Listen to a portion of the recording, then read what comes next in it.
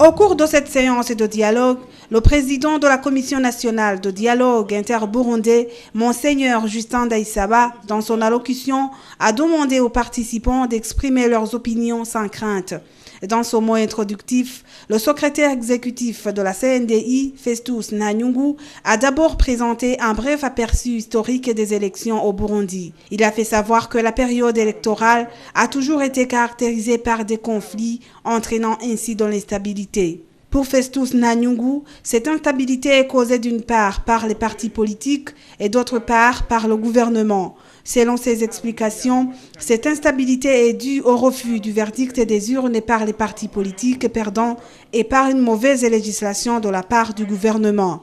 Et de demander aux partis politiques de bien s'organiser et savoir les textes de loi régissant leurs activités et le pays. Et au gouvernement de revoir la loi sur les partis politiques pour inciter certains politiciens à être plus sérieux.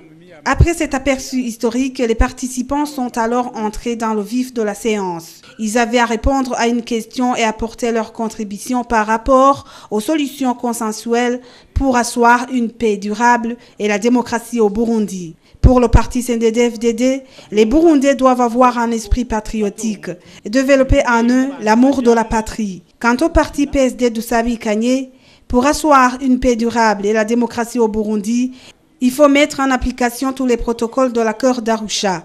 Selon le parti Palipé Agakiza, il faut bannir l'exclusion dans toutes ses formes.